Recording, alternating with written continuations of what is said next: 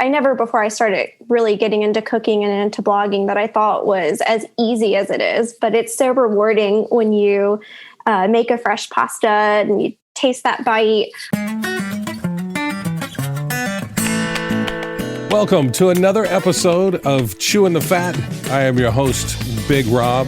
Thank you so much for everyone that's been tuning into the podcast and let me know how much you're enjoying it. I'm having a blast doing this, so I appreciate you listening. I'm excited about my guest today as we're rolling into the 4th of July weekend. She is a foodie, she is a friend, and she is the Corny Cook. Elizabeth Canas, welcome. Thank you so much for having me. I'm so excited. How have you been? I've been good. You know, times have been kind of strange, but I feel like things we're moving on up. So I think everything's going better. That's good. That's good. Elizabeth, we met probably, I would think, in theater here in Augusta, probably at Le Chat Noir. Actually, I think we did Christmas. Did you do Christmas Carol in 2010? I did. Okay. Yes. Okay. So we met with the players. Yes. I was little 18-year-old Elizabeth with braces. And I think I was in like 2 songs. Okay. So I was definitely like girl in the corner. Yeah. But you know, one of the great things about the theater community is you meet such great people. My fondest memories are with theater people. And I also fail to realize how many theater people we know. Mm-hmm. And so just try like planning an event or something and then making a list of people. And then before you know it, you're up to like 250. You're like, oh crap, that's like way too many. Yeah, so I'm going to have to cut some of these people off this list. No offense or anything. It's like I'll stream the event so you can be a part of it. But I love all of you. Right. But I still love you. So, seeing your journey into becoming a food blogger, a foodie, with your blog, The Corny Cook, has just brought joy to my life. And also I've had some of your food at some events that I know that you've catered, like the Black Hat Picture Show at Le Chat and things like that. Where did your passion with food start? From just an early age, honestly. Food, for my family, it was just like part of our family gathering. So I say, so both sides. So I'm half Italian and half Salvadorian. And we definitely grew up when I was little, spending a lot of time with the Italian side of the family. And we can sit around the table for hours and hours just snacking, and even when you're not hungry, you just keep eating and eating. So I think definitely, you know, from an early age, I remember being very young, like probably four or 5 in the kitchen and cooking with my mom, and also eating things that most kids don't like eggplant and just very random things. Mm-hmm. And really from there, I just continued. I was 6 years old packing lunch for my dad and my sister and myself.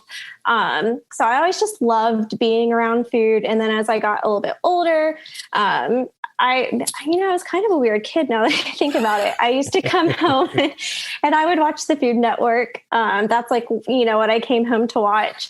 And I just kept watching, just like very early on. It was the Barefoot Contessa, Giada, all of those like more classic Food Network shows. And then I just got myself into the kitchen and, you know, would bake and cook, or started helping with holiday food with my mom in the kitchen.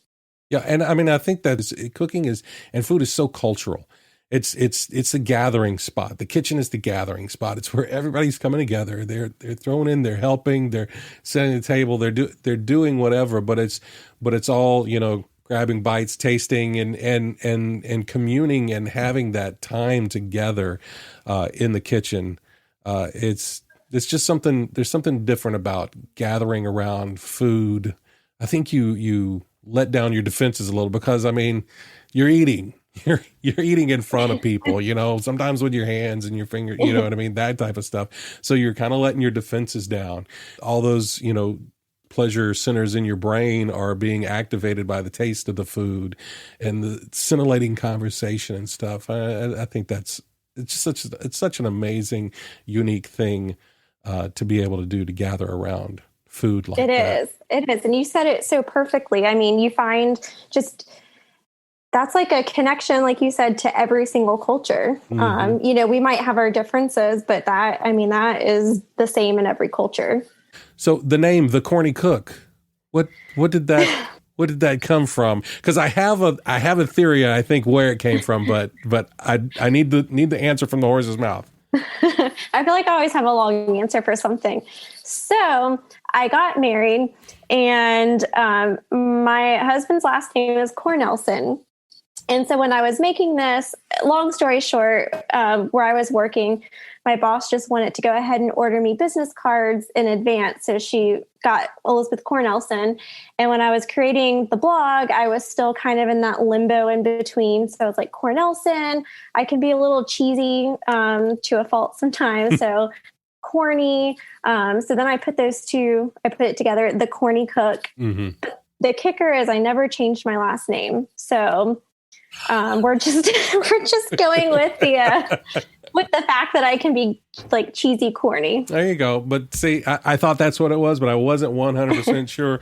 I think that's amazing. That's great. And in your journey with your blog, what do you remember? What your first recipe was, or what you were like? Was it friends that said, "Hey, you should write these down," or "Hey, you should do this, that, or the other"? How did that actually start?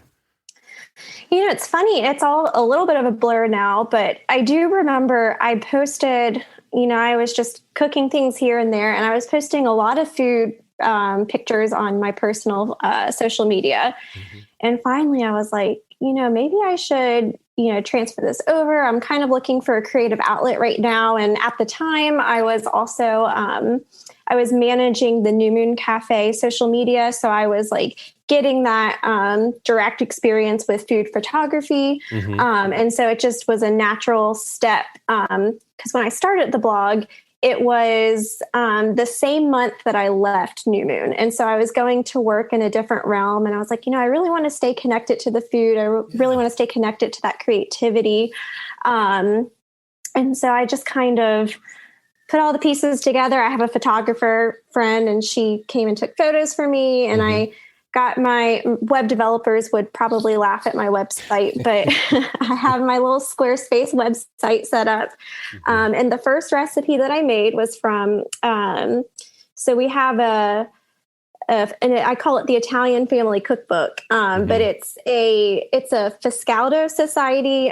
They're like based in Cincinnati. Fiscaldo is where my mom's family is from in Italy, Okay. and they had made a cookbook, I guess, like back in the maybe early 80s. And there's a recipe for a broccoli rabe pasta, and that was my very first post. So broccoli rabe, for folks who don't know what that is, it's different than broccoli. It is. And I should know this. I think it's actually technically not in the broccoli family. Mm. It's some other vegetable, but the best way you can describe it is like a bitter broccoli. Okay. So kind of like a mix of collard greens and broccoli or something like that. Yeah. Like you want to cook it really, it like collard greens, maybe not as low and slow, but that Mhm. similar concept.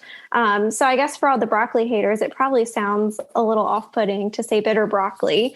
But it has just that perfect taste that pairs so well, if you do it simply, with a little bit of citrus, or if you want to add it to pasta or pizza. Mhm. Pork is really good. So you've got the website up, the blog website, thecornycook.com, correct?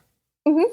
Yes. If somebody went there, what are they going to find? Is it still in kind of that blog type of aspect, or is there like you have like an archive of your recipes, or? So it's mostly, and I say blog, I don't tend to write like long blog articles or anything.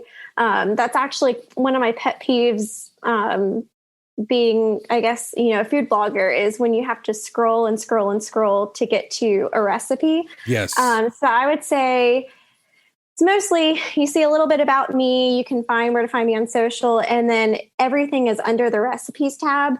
And it'll usually include like some sort of short write-up, and then it gets right to the recipe. That's awesome. Yeah, that is one of my, and I guess I understand the thought process. People that want, it's like, oh, the time they spent on the website, and it's like, look, I don't need, a 12-page diatribe about your trip to the grocery store. I just need to know what I need to buy at the grocery store and then how I'm putting it together, because the picture looks amazing. Exactly. Which, I love to, that is one of the things about being a blogger. You do want to know people's personality. So maybe I need to go a little bit more in that direction, but I just tend to, when you go to this page, it's like, okay, scroll. Okay, there we go. Yeah. Or you change it up. You can put the story after the recipe. That way people that want to get it, it's like, hey, there's the information. It's like, hey, you want to find out more about, how this recipe came to be or something, keep reading, that's something like that. That would be interesting. That's a great idea. I mean, what is there anything that you've created from scratch that you were like super, super proud of? I would say anything that is centered around like a fresh pasta recipe. Just because that's something I never before I started really getting into cooking and into blogging that I thought was as easy as it is, but it's so rewarding when you make a fresh pasta and you taste that bite. So I would definitely say something along those lines. And when you say fresh pasta, I want people to understand that you don't mean like, oh, it's a tomato off a vine and some basil or no, you made the pasta fresh, not you opened a box fresh. You made your own pasta, right? Yes. And it's honestly, it's like crazy when you like realize how simple it is. It's just your flours. And so sometimes it could be a combination of certain flours, but it's just your flours and your egg and maybe a splash of water. It's just all about that right ratio. That's amazing. And that recipe obviously is on the website, right? People want to come and make your pasta great. And I would imagine there's something special about it being fresh, first of all, but then also something that you made yourself too. Mm-hmm. Yeah. And I don't know what you feel about this, but I feel like during COVID, everyone kind of shifted their mindset to that, because it was like, oh, I can make bread. Oh, I can do all these things that I like never had time to do, or that I never looked up how to do. Yeah. What's the foamy coffee? Yes. The one with the instant coffee. Yeah. Like Dalgona coffee or something like that. And everybody was making that. And it's like, it just, everything kind of went through phases because everybody's bored at the house, but it's still some good stuff. I mean, I made foamy coffee. It was pretty good. I'm not going to lie. So I worked at a coffee place and I was around like all these finely crafted coffees, and that was pretty good. Yeah. I mean, it's just like, it's a nice treat. I think that's the part of it, is it's the treat part of it. 'Cause it's like super foamy and it's like, oh, wow, this is almost like some sort of like a coffee mousse. Yeah. I would be remiss if I did not mention how beautiful the work is that you do around charcuterie. Oh, thank you. Your charcuterie boards are amazing. And of course, like I said, I see them on the social media, on Instagram, on your website. That I believe is an art form in and of itself. Because you just did one for Pride that was just simply beautiful. Mm-hmm. I love doing them. It's just, you get to be creative, but you also don't have to cook. It's like the best of both worlds. You just get to eat it afterwards, right? You do. And I love cheese. So like anything with cheese, or like there's, cured meats. It's just probably one of my favorite things. Are there any tips for people that want to do like their own charcuterie boards? So I would definitely say, try to pair things. And sometimes you'll look at some of my boards and I just do things for like the color. But, a traditional charcuterie board, you want to try and pair things that are going to taste good together. So maybe you don't put like a blue cheese with, I'm trying to think of like random things, like a blue cheese with a chili chocolate and, like mousse or I don't know, pate, something like that. Right. But yeah, try to put things, that you like to pair together. So like your nice, like honeys with the blue cheese and like a prosciutto, things like that. There's also like a good rule of thumb. Like you want to have like different, types of cheese. So you want to have like your firm, a little bit softer. You maybe want to have like a non-cow cheese on the board. And I should know this better than I do, but I want to say like traditionally on a cheese board, there will be 4 different kinds. So you have like different offerings and things that go with different pairings. Yeah, and that's something that I actually went to a class, and it was supposed to be showing you how to make your own charcuterie board. And I asked that of the chef that was on the thing. I was like, is there a rule of thumb? Is there like, what do you pair? What do you avoid? And it was very much like, oh, you just do whatever. Oh, you just do whatever. Just no white spots on the board. That's all. You just want to fill in, no white spots on the board. I'm like, I have wasted my money on this. No, I'm still going to eat that stuff, but I have wasted my money on trying to learn how to do this because that was not informational at all. So thank you for the information, because what you just told me was like the information I needed to know. I did forget one major thing. If people who are charcuterie experts listening to this are probably like, oh, you forgot to say this. But another big thing is people will call charcuterie boards literally anything on a board. But charcuterie is actually the meats. And so to have a charcuterie board, you have to have those charcuterie meats on there. And so if they aren't on there, it's either a cheese board or a grazing board or a snack board. Ooh, a grazing board and a snack board. Those are terms I've not heard of, but sound delicious. But I wouldn't find meat on them. That's what you're saying. You could, but they would probably also have things like people will put like cookies and cupcakes and just random things on there, which is also delicious. Yeah, absolutely. As we are moving into July 4th weekend, a grazing board might be a great option for folks. If you are having folks together, you could have a barbecue charcuterie board, right? Yes. I'm just picturing that right now. I mean, you got your put some ribs on there, whatever you want to barbecue. Put your brisket, some pork, some chicken, little anything, right? That is what we're talking about. I think that might be if you don't have plans right now for the 4th of July, that is the plan. Make a barbecue charcuterie board. And to go along with that, what would be some things that you think would be great, like side dishes? So this is going to sound crazy, simple, but I love grilled vegetables. I think anything on the grill is so good, but I feel like that offsets, the richness of everything going on. But then of course there's like the nice classic sides that you can't go wrong with, like a good variation of a potato salad, which if you want it to lighten that up, you can go like the non-mayonnaise route, and you can do like more of like a German style or something, that's like vinegar or citrus based. With lots of fresh herbs. That's always a good option. I love a good pasta salad. And I feel like you throw in the veggies in there and it's light, right? Yeah, right. I mean, you put lemon juice in it. That makes it light, right? It just tastes light. Yeah. If you take a bite of a cucumber, you're eating healthy. So I do tend to go like that classic American, I guess American, I don't know, potato salad is German, but those are kind of my favorites on the 4th of July. I also love like a really good grilled corn, and you can turn it more like Mexican corn style, which is always so good. Mm-hmm. I've grilled corn in the husk, just put them on the fire. And I think that's one thing that people forget when they're, barbecuing. They're out there or they're grilling, and they've got hot dogs and hamburgers.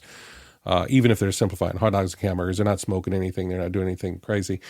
But use that grill for some vegetables too. Use that throw some corn in the husk. Let it cook. Let it get a char on, and then peel it. And it's so good. Mm-hmm. It's just you would never guess that something that simple would taste so good, but it's just the perfect grill char, smokiness, whatever kind of grill you're using. Mm-hmm. And really, you can use the grill for your entire meal. You can even throw a cast iron on there, and if you want to do a little dessert, you can do that too. Yeah, make like a little cast iron, peach cobbler, or if you've got a pot, you could throw some beans in there. Make some baked beans, get some of that smoke flavor. Because I think when people are grilling out, I know there are people that do 100% understand the smoke aspect as an ingredient. But if most people has got, charcoal briquettes and they're just setting, they're just using it as a heat source.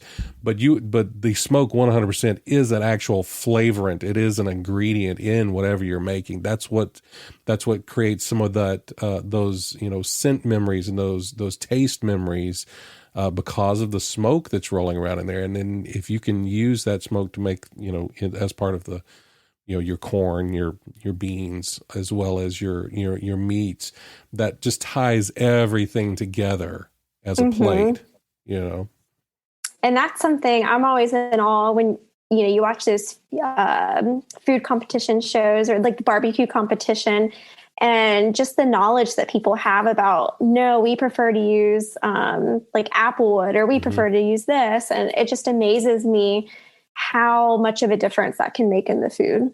Absolutely. I think it's again, it's the forgotten ingredient. It's like, yeah, that's part of that flavor that you're getting. It's not just a heat source. Speaking of desserts, do you have a go-to dessert for the 4th, or just in general? So I'm the weird girl over here. I am not typically a big dessert person, but I like 4th, I always like to go a little themey and, do like red, white, and blue. So there's always berries involved. And so something I made, I guess it was about a year ago during COVID. But it was an ice cream sundae and it had berries on there. And then the syrup was like a red wine syrup. So that's always something that's really good. But I feel like, I just love like the classic berries, put a little like lime zest, lime juice in there. Maybe throw it on some cake with a little whipped cream, pound cake. I feel like that's one of my favorites. That sounds good. And a wine sauce, like a reduced wine sauce. Is that what you're saying? Oh, gosh. See, that sounds good. I've had like strawberries with some like aged balsamic on it before, and that's super tasty. And you're thinking like vinegar on a strawberry, but it's just something, because there's a sweetness to the balsamic anyway, and it just brings out some of the vibrancy of the strawberries and stuff. Speaking of which, like you keep mentioning all these delicious things, I'm like, I need to have some of Rob's cooking. Yeah, we'll do. I'll have to have you over now that people can be places again other than in their houses. You'll have to have you over, and we'll do a part 2, and we'll do some cooking or something together. You can you can help me perfect my fresh pasta making skills. There you go. And then I'll make some peach syrup and burrata for us to snack on. How about that? I'm already drooling. That sounds really good. All right, Elizabeth. So this is the section of the show that we'd like to dive a little bit deeper. Everybody's had, down days. You wake up and you're like, oh, God, I don't want to go to work, or something more is weighing on you. And knowing that you're not alone is one of the things I think that definitely helps the most. And that's why I like this segment of the show, because it does expose that you're not alone. But what do you do to stay positive and to keep the dark at bay? So I guess, a few things. So I try, and sometimes it can be exhausting. So I try on, outward appearance to be like a very positive person. I try not to be negative or, be upset, but, that can kind of weigh on you on the inside. 100%. So I feel like, sometimes, going through COVID, I mean, that was rough. Like, just the aspect of being at home, but also, losing people. I tend to, I just kind of like to shut away, and you would think, oh, Elizabeth likes to go in the kitchen and cook. But I usually just plop on my bed here and put on a familiar show that I've watched, over and over again. A lot of times when you're upset, like for me, just having that comfort of something familiar. Yeah. But then again, I feel like people don't talk about mental health enough. It's definitely something that is being talked about more, but, even myself, who is somebody who is, advocated for people to, talk to a therapist, take, medication, or, do things to, kind of help alleviate depression. I kind of, it's the classic, don't listen to your own advice. Yeah. So, that's actually something that's been on my to-do list now that, doctor's appointments are happening in person. I'm like, maybe I should go talk to a therapist, because I just feel like, it's a healthy thing to do. And I think, like you said, it's one of the things, thank goodness, that is being talked about more. And it takes that stigma away from it. When, years ago, if somebody said they, had a mental health issue, there's such a negative connotation with that. It's like, oh, well, they must be crazy, or blah, blah, blah, blah, blah. There are levels, people. There are levels to it. You know what I mean? It's not that at all. It's just that the anxiety, the worry, the dread, whatever it is weighing so heavily on you, and it lives in your mind. That's the thing you can't get away from. It's not like, carrying around a 5-pound sack of potatoes that you can just set down on the ground physically. Those potatoes are still weighing on your head constantly. So being able to talk about it and to demystify that, demonize talking about mental health and saying, yeah, I have bad days, I have sad days, I have depression, I have anxiety. These are things that I'm dealing with, but I'm dealing with them. I'm not giving in to them. And like you said, just having a conversation can mean so much because it's the act of getting it off your chest. That's what I say. You sit down, you chew the fat with someone, you get it off of your chest. It helps to lighten your load. It helps to lighten that burden. And there's people out there that will listen to you, even if you feel like, oh, I don't want to burden my friends. There are professionals, like you said, go see it, make an appointment. There are professionals out there that will listen to you and help give you direction. Definitely. And I don't know, it's just, I think we as a culture, we like to get to a point where we just have no other option. It's just like, hey, well, there's a problem now, or, but I feel like if we can normalize just in general, it doesn't even have to be like talking to a therapist, maybe it is a creative outlet. Just normalizing that, it's okay to do other things besides wake up, go to your 9 to 5 and come home and do chores. Yeah. And I like that what you're talking about is like just watching something like a TV show that's familiar or comforting. When you hear people talk about being able to recite every line from an episode of The Office or any of those, Parks and Rec, or those sitcoms that people, have loved, and they just watch them over and over and over again because they're on, Netflix or Hulu or whatever it is they're watching them on, or YouTube. They're just watching them there. There is that familiarity that is comforting. It's like, these are my friends. They're not your friends, but they provide comfort to you like a friend would. Definitely. I don't think there's anything wrong with that at all. No, definitely not. If I told you how many times I've watched, no laughing, how many times I've watched Gilmore Girls, that's my comfort show. That's just, my go-to, but you're familiar with it. You don't have to think. They bring you joy, or maybe it's just something in that show that's, familiar to you. And for that reason, sometimes I'll even, for me, watching food shows is very comforting too. Specifically centered around Italy, and just kind of getting to get a glimpse into, that's, really interesting to see where my family's from, what type of food that my family has cooked for generations. That's amazing. And that's, like you said, that's that connector.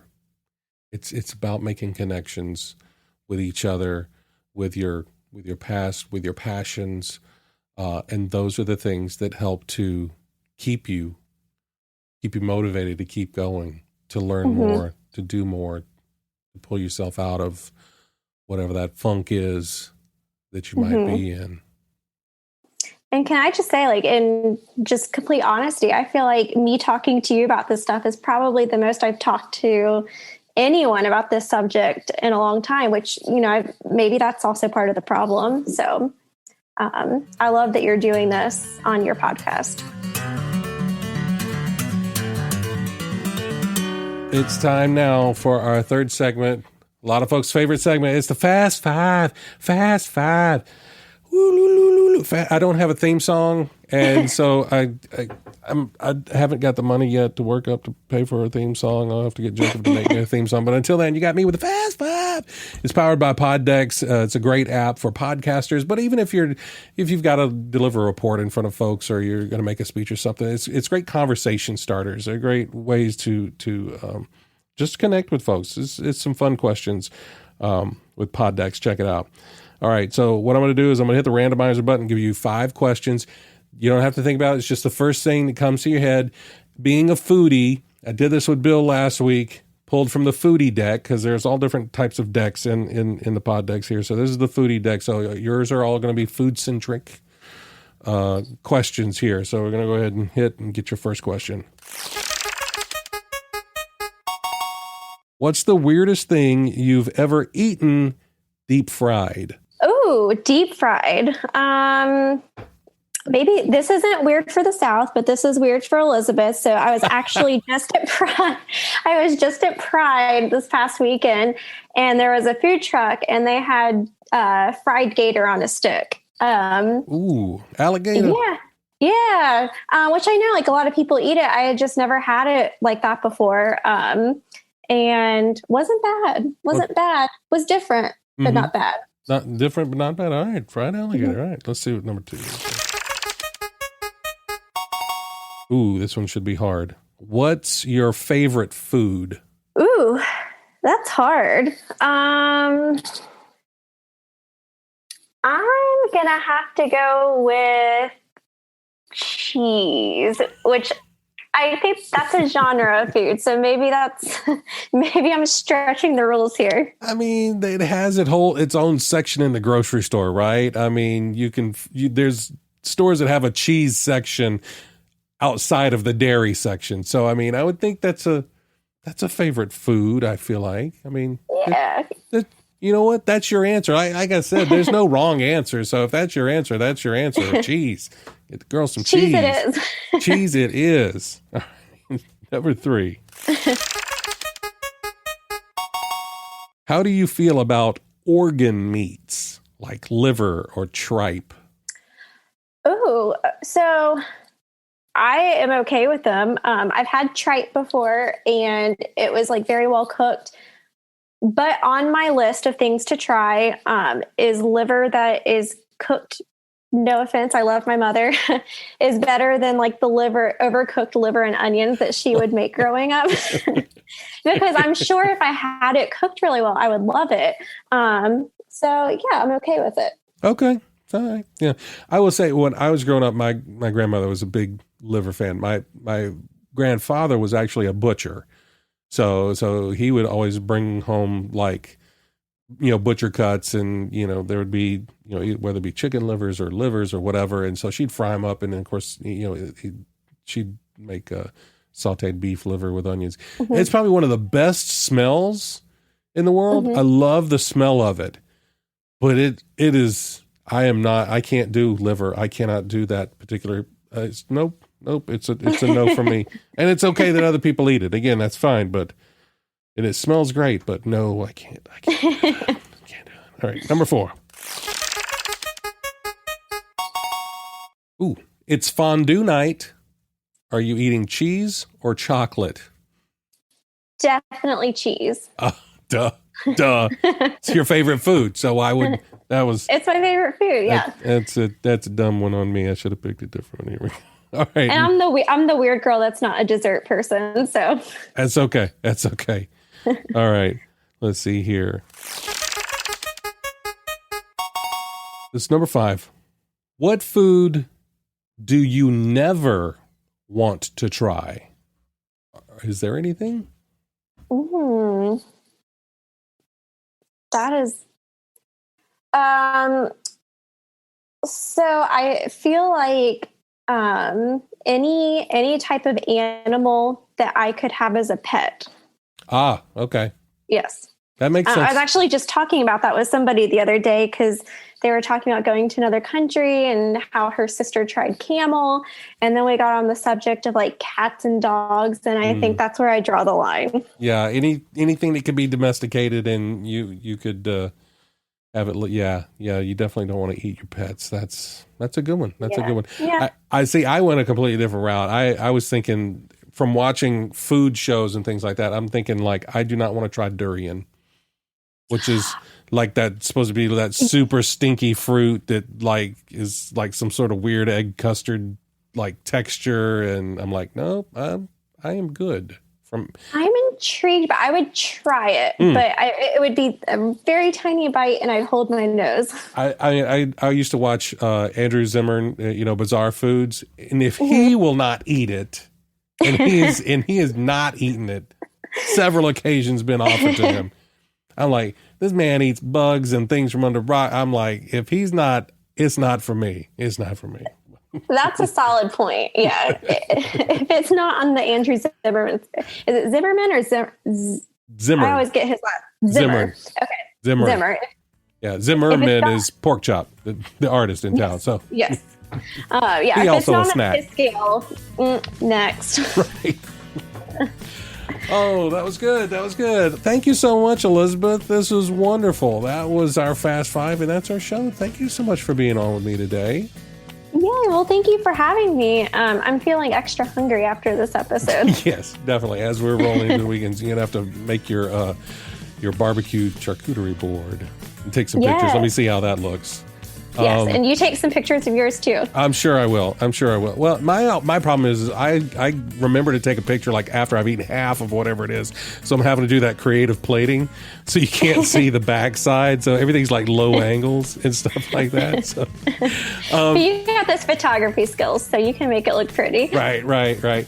So if people want to find you, they can find you online at thecornycook.com, correct?